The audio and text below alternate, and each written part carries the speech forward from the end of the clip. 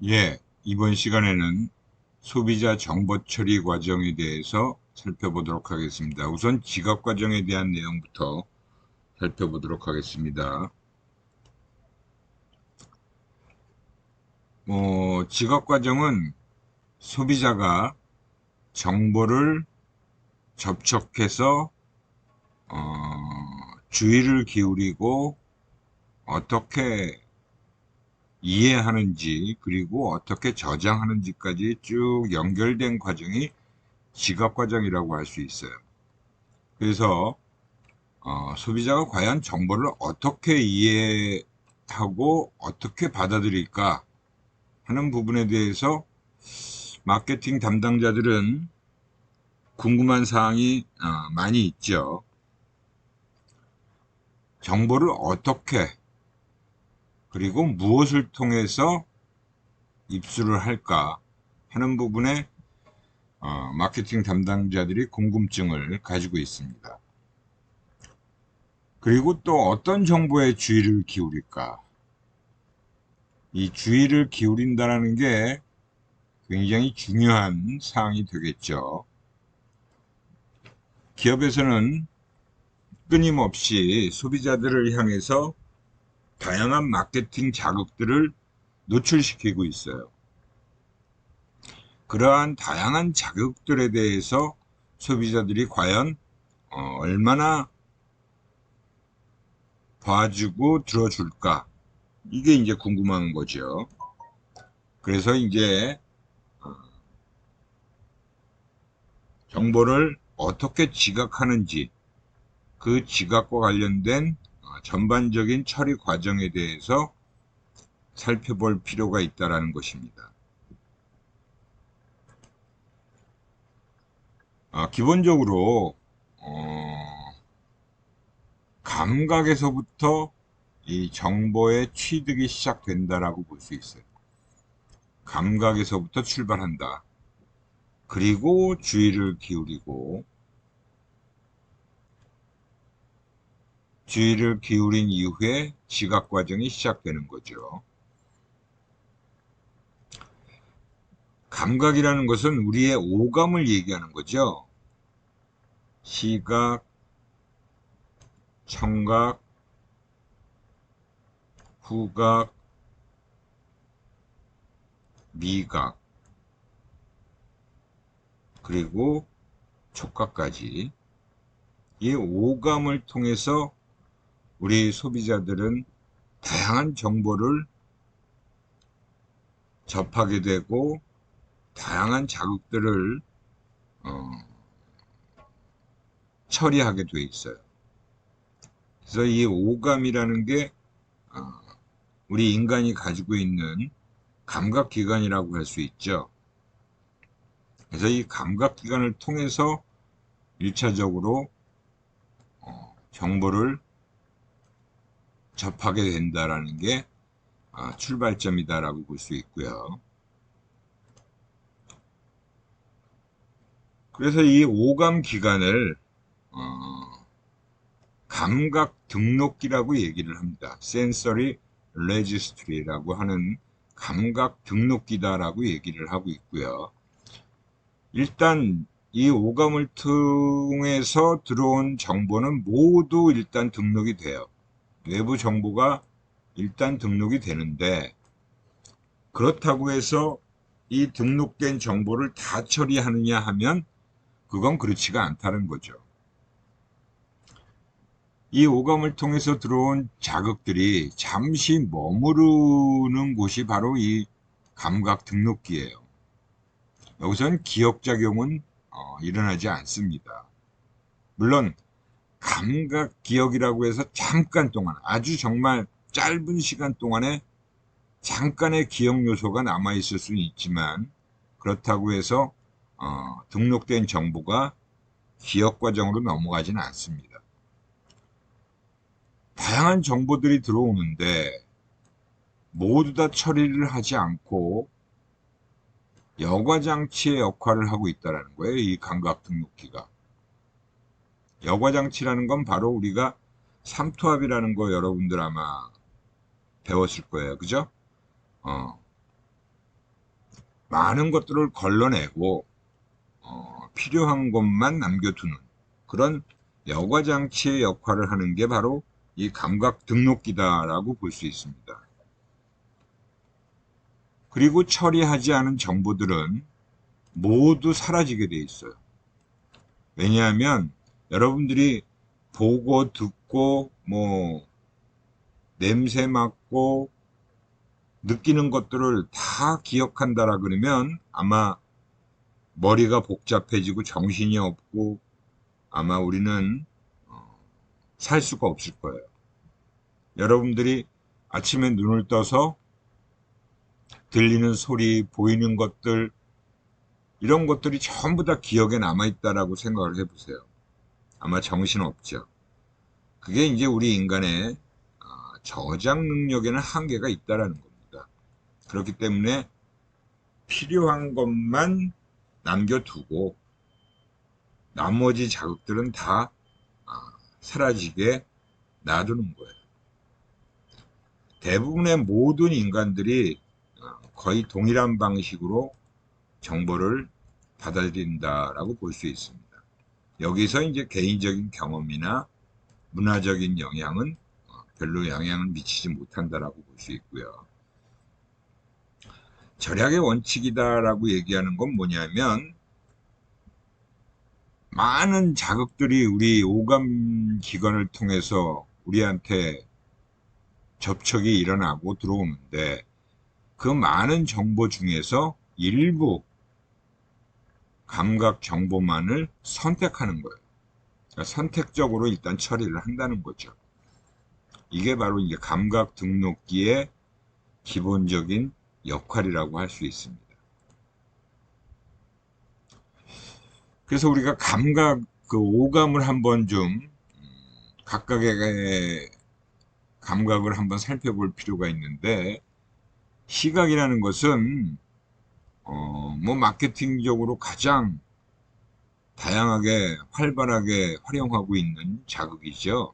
시각이라는 것은 바로 색상의 통일성으로 제품의 이미지를 형성시키는 역할을 합니다. 여러분들이 잘 알고 있는 포카리 스웨트라는 그 스포츠 음료, 그 음료는 패키지도 이렇게 파란색으로 되어 있지만 광고도 대부분 파란 배경을 많이 활용하고 있다는 거예요. 왜 한국에서도 이런 파란 하늘과 흰색, 여기도 일본에서 한 광고를 봐도 파란 하늘, 그 파란색 배경과 흰색을 주로 활용하고 있죠. 그래서 이렇게 통일된 이미지를 형성시키는 역할을 하고 있다라고 볼 수 있어요. 그 다음에 또 시각 자극이 하는 역할이 바로 타사 제품하고 또 타 브랜드하고의 차별성을 보여주는데 역할을 하고 있다, 담당을 하고 있다라고 볼 수 있습니다. 일반적으로 우리 코카콜라를 보면 광고나 이런 그 로고를 봐도 빨간색 배경에 흰색으로 브랜드명을 표시하는 그런 것이 일반적인 거죠. 반면에 펩시콜라를 보면 파란색과 이런 태극마크 비슷한 배경을 이용하고 흰색의 브랜드명을 가지고 그러니까 빨간색과 파란색 대비가 되죠. 그 예전에 이제 우리가 필름 회사라고 하면 코닥과 후지필름이 대표적인 회사인데 요즘은 이 필름 회사들이 다 안 보이죠, 거의. 업종을 바꾸거나 다른 제품에 개발을 해서 제품을 팔고 있다라고 볼 수 있어요. 근데 하여튼 예전에도 보면 이렇게 코닥 그리고 후지필름은 빨간색과 검정색으로 이렇게 차별화된 로고 이미지를 가지고 있고요. 우리 국내 기업들도 보면 뭐 삼성, 현대자동차 같은 경우는 파란색 배경에 흰색 브랜드 네이밍을 보여주고 있고 LG는 LG의 그 기업 로고와 함께 LG 마크를 활용하고 있습니다. 이렇게 시각적인 것이 바로 이미지 차별화에 활용되고 있다고 보실 수 있어요. 그 다음에 이제 후각이라는 것은 이건 잘못된 내용이네요.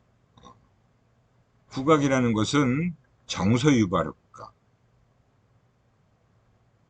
그리고 정서유발효과라는 것은 여러분들이 좋은 향을 맡게 되면 기분이 좋아지잖아요. 또 반대로 좋지 않은 냄새를 맡게 되면 별로 기분이 좋지 않아요. 그게 이제 정서가 같이 동반돼서 유발되어진다라고 해서 정서 유발 효과가 있다라고 하고요. 그리고 후각은 자기가 회피한다고 해서 회피할 수 있는 게 아니죠. 뭐 코를 틀어 막을 수는 있지만 계속 막고 있을 수는 없잖아요. 그죠? 회피하기가 곤란하고, 물론 지속 시간은 그렇게 길지 않아요. 바로 적응이 되거나 또 후각적 피로가 금방 나타나기 때문에 지속 시간은 굉장히 짧다. 그리고 표현이나 설명이 곤란하다. 뭐라고 얘기하기가 힘든 거죠. 그 시용품, 샘플이죠. 또는 향기 나는 판촉물, 이런 것들로 활용을 하고 있고요. 향기나 방향 산업의 규모가 굉장히 커지고 있다. 많은 제품들이 뭐 화장품 같은 경우도 향기가 굉장히 중요하잖아요. 그리고 방향제라는 것도 다양하게 활용되고 있죠. 실내 공기에 뭐 박취 같은 게 나면 그것들을 좀 억제시키고 좋은 향기를 퍼지게 하기 위해서 활용하고 있는 그런 방향제 같은 방향 산업 자체가 엄청 규모가 커지고 있다라고 볼 수 있어요. 그다음에 이제 청각이라는 것은 제가 이 그 두 가지 그림을 보여드리는 게 이제 청각을 활용한 광고예요. 청각을 활용한 광고로 소리의 영향력이라는 게 굉장히 크다.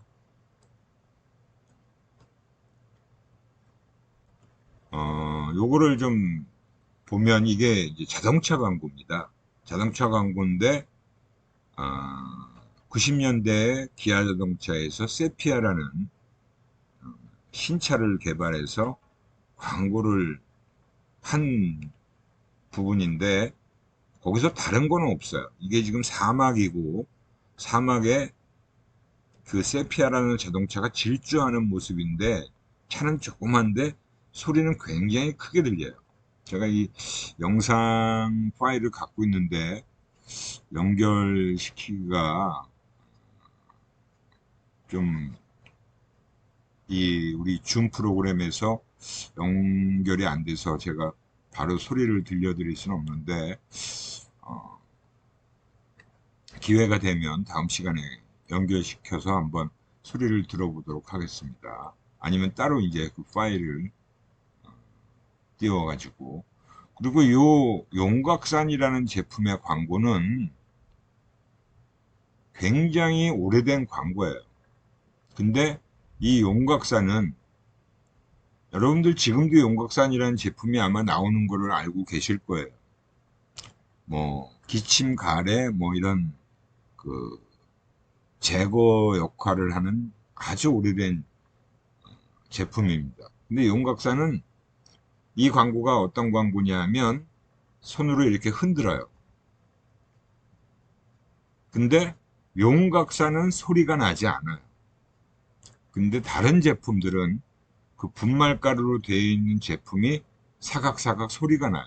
그러면 그건 용각산이 아니라는 것을 강조하기 위해서 용각산은 소리가 나지 않습니다. 라는 식으로 광고를 한 겁니다. 소리로 제품 차별화를 확연하게 보여주는 그런 광고였죠. 이런 식으로 그 청각이라는 것은 강조하기 위해서 또는 무음으로 그거를 차별화시키는 데 또 활용하기도 합니다. 또 이 차별화 단서로 많이 활용되는 것 중에 대표적인 게 여러분들 그 오토바이 그 중에 할리 데이비슨이라는 오토바이가 있죠. 이 할리 데이비슨의 오토바이의 엔진 소리는 차별화되어 있어요. 일반 오토바이 소리하고 구분이 되죠. 그래서 할리 데이비슨 같은 경우는 어, 엔진 소리를 굉장히 독특하게 내고 있습니다.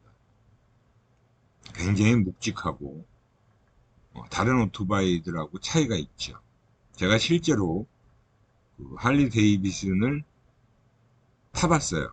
그러니까 타봤다는 게 제가 운전을 직접 한 건 아니고 그 제가 옛날에 SK에 다니고 있을 때 제 밑에 있는 대리 친구가 할리 데이비슨을 직접 몰고 출근을 하는 친구가 있었어요. 그래서 어느 날 퇴근하는 길에 그 친구가 저보고 그러는 거예요.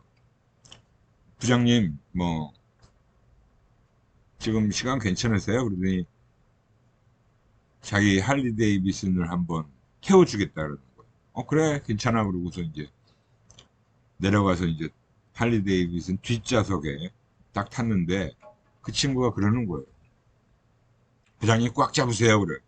그래갖고, 괜찮아. 그냥 대충 잡았는데 할리 데이비슨이 엔진 시동을 키니까 막 벌써 막 건물이 울리잖아요. 아침에도 뭐 출근할 때 보면 이 친구 오토바이 할리 데이비슨 소리가 들릴 정도니까.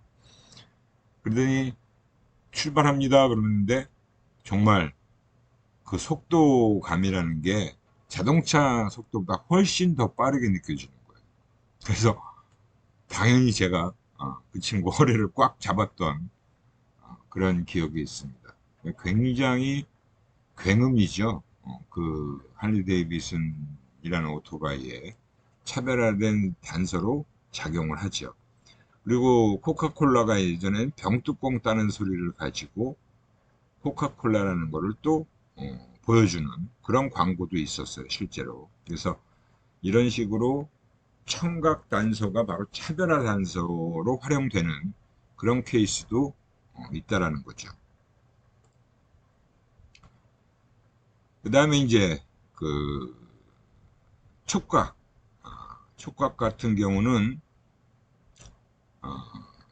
마케팅 장면에서 그렇게 활용이 쉽지는 않아요.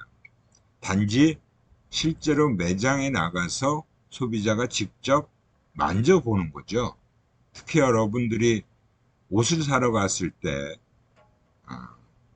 제품의 그 옷감을 만져보는 그게 바로 이제 촉각 단서를 가지고 활용한다라고 볼 수 있는데 그건 활용이 아니라 그냥 소비자가 직접 시험을 통해서 느끼는 거죠. 그래서 이 촉각 단서는 굉장히 상징적인 의미를 지니고 있다라고 볼 수 있고요. 그리고 가격 단서가 되기도 합니다. 옷감 같은 경우도 우리가 실크 원단이면 굉장히 부드럽죠.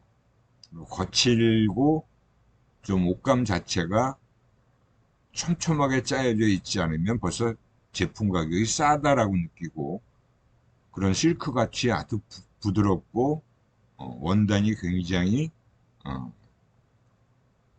촘촘하게 짜여진 그런 원단이면 비싸다라고 느끼는 겁니다.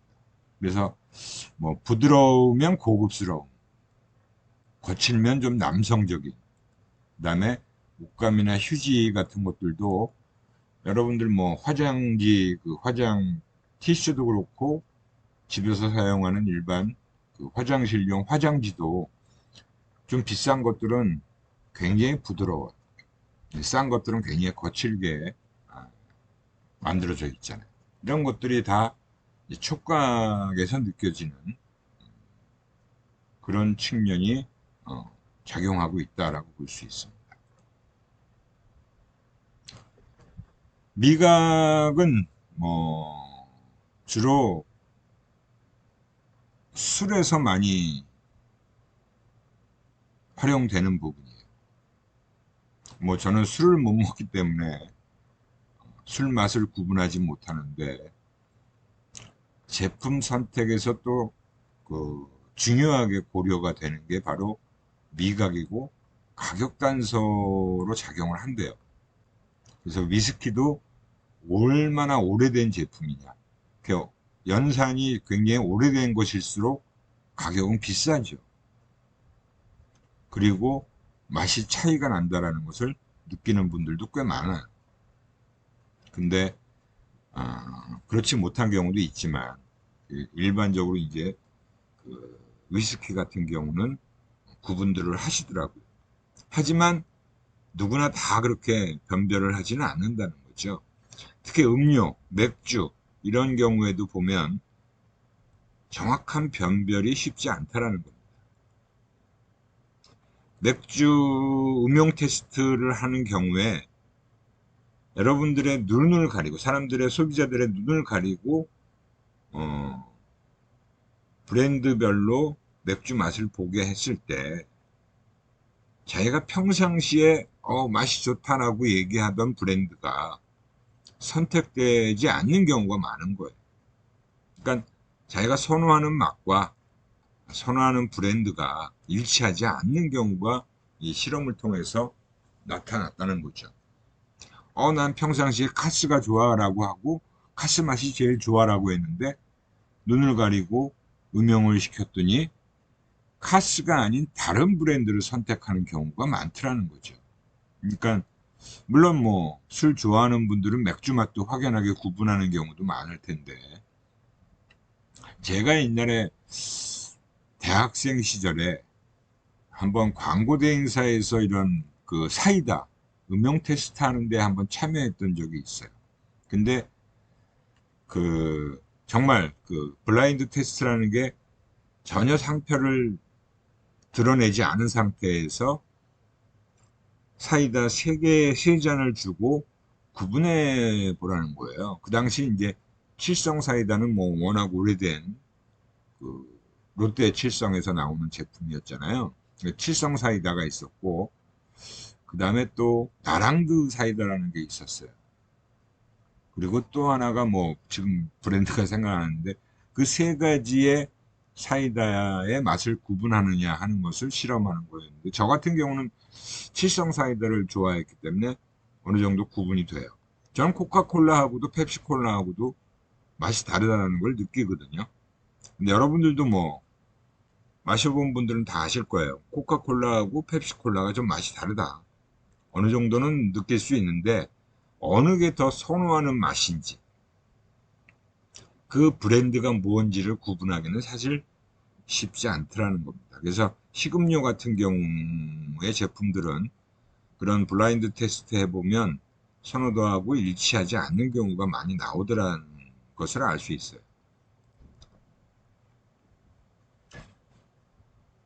이 복합 감각을 가지고 이제 비교하는 거죠. 시각과 청각을 비교해 보면,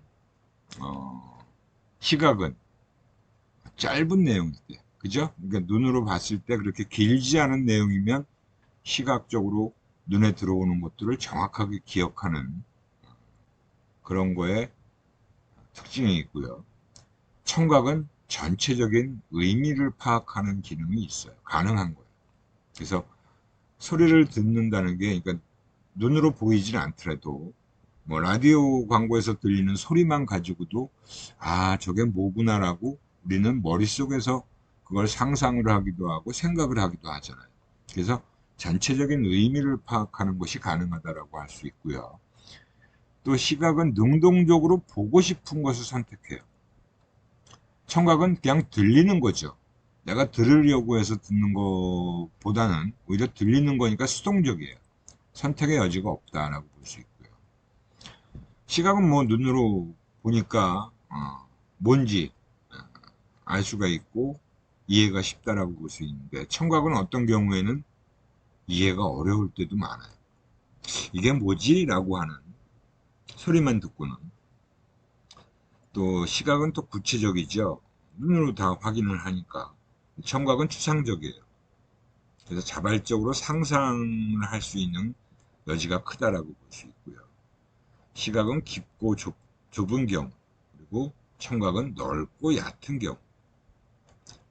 세부적 내용을 알리는 데 효과적이고 청각은 전반적 내용을 알리는 데 효과적이다. 그러니까 TV는 시청각이 모두 다 동원되는 광고잖아요.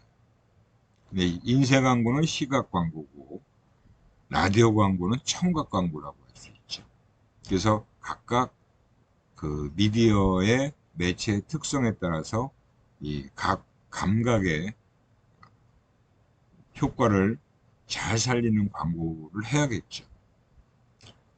시각과 청각의 감각 특성을 효과적인 광고에 활용하는 광고 전략이 필요하다는 거예요.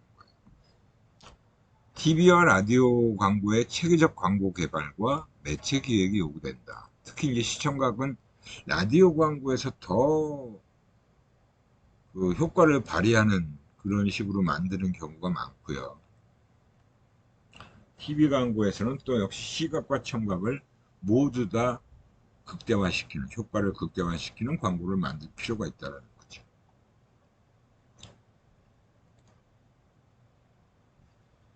그렇게 우리가 이제 지금 앞에서 오감에 대해서 쭉 살펴봤어요.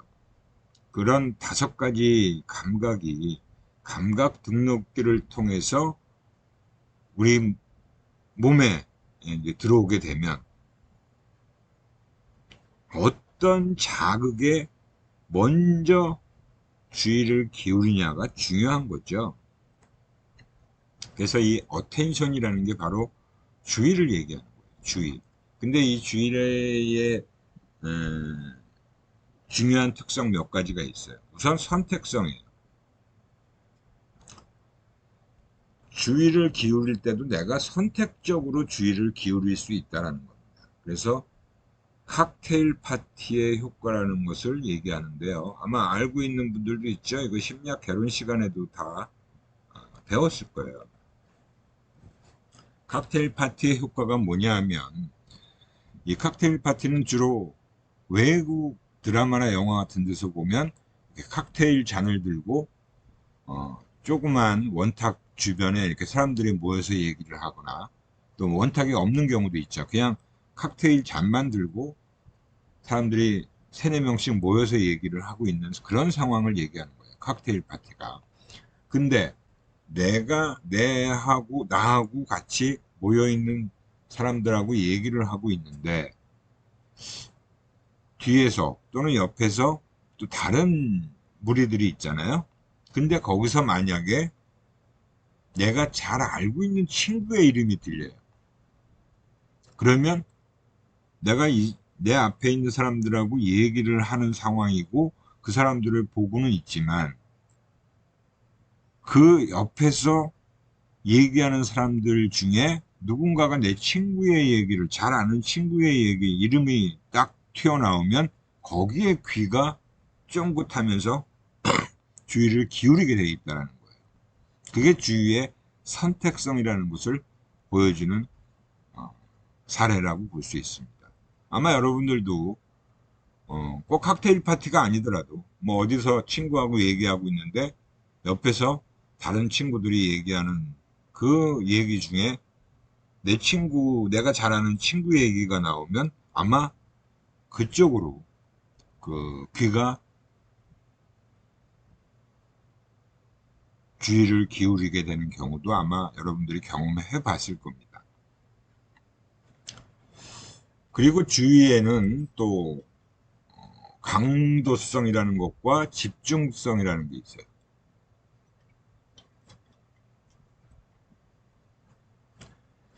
주의의 강도라는 것도 사실은 다 다르게 작용하고 있고 집중성, 특히 집중성이라고 하는 측면, 주의의 용량이 할당된 정도입니다. 그러니까 내가 주의를 얼마나 강하게 거기다가 초점을 맞추고 기울이느냐 하는 부분을 얘기하는 거예요. 그래서 임무 난이도에 따라서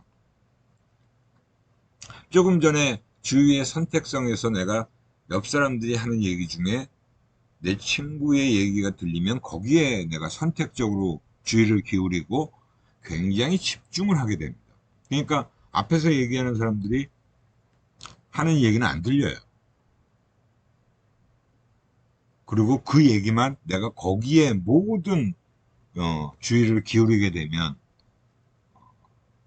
그 친구의 얘기를 들으려고 막 애를 쓰고 있는 거잖아요. 거기에 이제 굉장히 집중되어 있다라고 볼 수 있는 거죠. 그리고 이제 각성과 환기라는 어라우절이라는 게 또 여기서 중요한 개념입니다. 이 주의가 각성되어진다. 그러니까 주의가 굉장히 많이 일어나는 그 경우가 이제 각성이 일어난다라고 하는 거예요. 근데 각성이 너무 많이 일어나게 되면 주의 산만이라고 얘기를 하죠. 너무 막 그냥 내가 주위에 막 노출되어 있는 거예요. 그럼 주의가 산만해지잖아요. 집중하기가 어렵죠. 여러분들이 그래서 공부하실 때 이 책 펴놓은 거에만 집중을 하려면 주변이 사실은 어지럽지 않아야 돼요. 그래야지 그 책에만 집중을 할 수 있죠. 옆에 핸드폰 있고, TV 있고, 뭐 라디오 소리가 들리고, 막 그러면 주의가 분산된다는 얘기예요. 그러면 정보 처리 능력은 어때요? 떨어질 수밖에 없어요. 주의가 산만해지면. 그죠? 그 각성 수준은 높고 낮음. 당연히 낮을 수밖에 없지. 여러 막 자극에 막 퍼져 있으니까. 그죠? 그리고 주의 범위가 협소한 경우에 어떤 한 자극에 아주 집중을 하게 되면 각성 수준은 높죠. 그리고 주의의 범위는 주의 산만이니까 넓고 주의 협소는 좁겠죠. 그래서 정보 처리 능력이 커질 때는 가장 클 때는 언제예요? 주의가 적당히 집중되어 중요한 정보를 이용할 때가 가장 주의가 중간 정도일 때 정보 처리 능력은 가장 커진다라고 볼 수 있습니다. 이것이 바로 요크 다드슨의 법칙이라고 하는 겁니다. 요크 다드슨의 법칙이에요. 이 내용을 여러분들이 명확하게 잘 이해를 하고 계셔야 됩니다. 중요한 내용이죠. 그래서 주의 산만과 주의 범위가 협소할 때 각성 수준이 어떻게 되고 정보 처리 능력은 중간 정도의 각성 수준일 때 가장 많은 정보를 처리하게 되어 있다 라고 보시면 됩니다.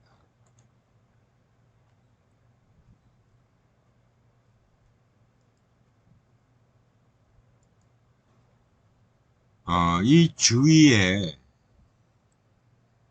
중요한 내용이 바로 이 주의를 증대시키는 방법이에요. 어떻게 하면 어텐션을 잘하게 만들까라는 건데요. 여기에 이제 개인적 요인이라는 게 있고 자극적 요인이라는 게 있어요. 근데 여기서 중요한 건 개인적 요인은 기업에서 통제할 수 없는 요소죠. 개인적 요인은 전혀 기업에서는 통제할 수가 없습니다. 소비자 개인의 어떤 상태니까. 근데 자극적 요인이라는 것은 바로 기업에서 통제할 수 있는 거예요. 그 자극을 어떻게 만드느냐에 따라서 주의를 더 기울이게 할 수 있다는 거죠. 뭐 개인적 요인이라고 한다면 그 사람의 지금 현재 욕구 상태. 이 얘기는 뭐예요? 내가 지금 막 목이 말라요. 갈증이 나는 상태예요. 그러면 뭘 찾아요? 물을 찾거나 아니면 마실 수 있는 음료수를 떠올리게 되겠죠. 물 좀 마실까? 그러면 주변에 내가 지금 마실 수 있는 게 뭐가 있느냐를 탐색하게 되죠. 근데 마침 거기서 뭐 어떤 그 거리에 있는 매장 내에 뭐가 보인다든가 그런 음료와 관련된 광고가 보인다든가 그럼 거기에 주의를 기울인다는 거예요. 그리고 또 TV를 보고 있는데 내가 지금 막 배가 고파요. 근데 마침 또 치킨 광고가 나와요.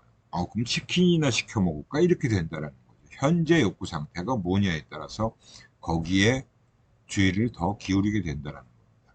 적응이라는 것은 반복되는 동일 자극에 대해서 어느 정도 주의를 끌지 못하게 되는. 그러니까 너무 동일 자극이 반복되게 되면 거기에 익숙해지면서 더 이상 주의를 끌지 못하게 된다는 얘기예요. 신선함이 없어진다는 얘기죠.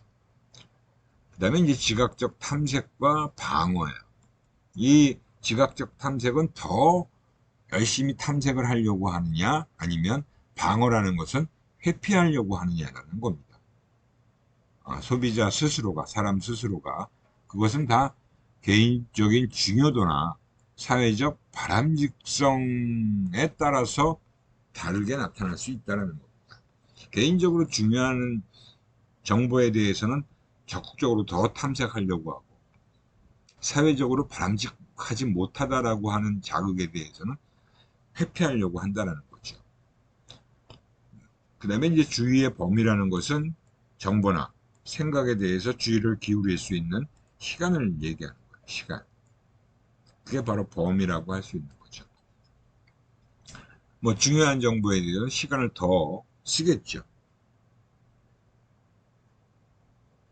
중요하지 않은 거에 대해서는 그냥 바로 지나치고요. 그런 것들을 얘기하는 게 바로 개인적 요인이다라고 볼 수 있고, 자극적 요인이라는 것은 기업에서 어떤 마케팅 자극을 소비자에게 노출할 때 활용하는 부분이다라고 보시면 됩니다. 독특성, 일반적인 지식과 신념을 깨는, 여러분들이 뭐 어떤 광고를 보다가 저게 뭐지? 저거 독특한데? 뭐 어떤 새로운 기법을 가지고 광고를 만들었다든가, 특히 이제 최근에는 영화나 드라마에서 메타버스라는 기법이 활용되면 그거는 굉장히 독특한 부분이에요. 광고에 만약에 그런 걸 활용했다라고 한다면 일반적인 그런 것들과는 좀 차이가 나는 독특함을 느끼겠죠. 독특한 것이 바로 주의를 끄는데 효과적이다라고 볼 수 있고요. 언어의 형태는 긍정적인 문구나 평가적인 단어, 이런 것들이 이제 좀 주의를 더 끌 수 있다는 겁니다. 부정적인 문구 같은 경우는 조금 덜 주의를 기울인다라고 해요.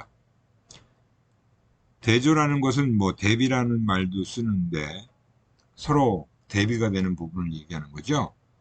칼락 속의 흑백 광고. 그러니까 막 우리가 일반화된 부분이 바로 이제 칼라 광고인데, 거기서 갑자기 TV에서 흑백 광고가 갑자기 나오면 저것도 이제 주의를 끄는 하나의 요소가 될 수 있다는 거예요. 그 다음에 시끄러움 속에서의 무음 광고. 이것도 마찬가지. 막 TV에서 막 시끄럽고 막 여러 가지 소리가 많이 섞여 나오는 그 가운데서 갑자기 소리가 안 나요. 갑자기 조용해져. 몇 초라도. 그러면 또 여러분들이 이거 뭐지 하고 그 소리가 안 나는 TV를 쳐다볼 겁니다. 그게 이제 시끄러움 속에서의 무음 광고가 그런 역할을 할 수 있다는 거고요. 크기. 뭐 크기는 뭐 당연히 자극 크기의 제곱근에 비례한다. 그러니까 크면 클수록 훨씬 주의를 많이 끄는 거예요. 그 다음에 색상이라는 것도 강조하고자 하는 부분에다가 아주 진한 색상을 활용하면 그것이 눈에 띄어 보이는 거죠. 강조하고자 하는 부분에. 그죠? 그러니까 뭐 보통 광고에서는 배경을 좀 연한 색을 쓰면 그 제품 색깔을 진한 색깔을 많이 쓰는 거죠. 그래서 자동차 광고를 보면 흰색이나 이런 거 잘 안 쓰잖아요. 자동차 광고에서는 굉장히 빨간색 아니면 막 파란색, 원색에, 근데 그거는 일반적으로 사실은 많이 타는 차는 아니에요. 하지만 광고에 등장하는 차 색깔은 주의를 좀 더 끌어야 되니까 빨간색, 막 파란색, 연두색 이런 거 일반적으로는 잘 다니지 않는 차 색깔을 많이 활용하고 있습니다. 위치, 이거는 광고의 제시 위치인데, 이거는 이제 신문 광고 같은 경우에 위치라는 게 또 역할을 하죠. 그리고 또 순서라는 건 잡지 광고예요. 신문 광고는 어느 위치에 있느냐에 따라서 그만큼 그 신문을 읽는 사람들의 광고에 주목하게 하는데 차이가 나고 있다는 거죠. 요즘은 신문을 워낙 보지 않기 때문에 신문 광고 자체가 많이 줄었어요. 아마 여러분들 신문 보는 사람 거의 없잖아요. 그죠? 신문을 구독하는 가정도 요즘 거의 없는 것 같아요. 뭐 저도 신문을 구독하지는 않고 있는데 요즘 뭐 신문을 구독할 필요가 없으니까. 그죠? 그래서 어디 예전에는 뭐 은행 가거나 뭐 어디 가게 되면 신문이 많이 있는데 요즘 그런 것들도 많이 없어졌어요. 그만큼 신문 광고가 많이 줄었다라고 볼 수밖에 없죠. 뭐 잡지 광고 같은 경우도 페이지를 폈을 때 첫 장에 나오는 광고. 당연히 가장 눈에 많이 띄겠죠. 그리고 잡지를 보통 여러분들이 목차부터 펴서 보기 때문에 목차 있는 부분을 내 거기에 마주하고 있는 광고, 목차 대면이라고 하는 부분이 또 가장 비싸요. 잡지 광고는 그렇습니다. 그 다음에 이제 모델 같은 경우, 우리가 흔히 TV에서 보는 광고에 가장 많이 등장하는 거는 유명 배우, 탤런트, 스포츠 스타들이 가장 일반적인 그 모델이잖아요.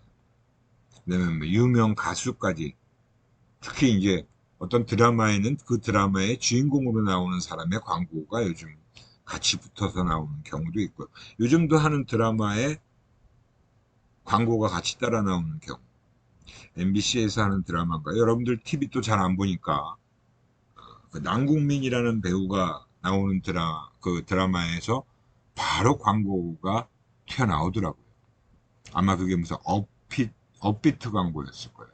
제가 드라마는 많이 보는 편이라 요즘은 드라마가 너무 많아가지고 뭐 재방송을 보기도 하고 워낙 많아요. 지상파에도 드라마 하지요.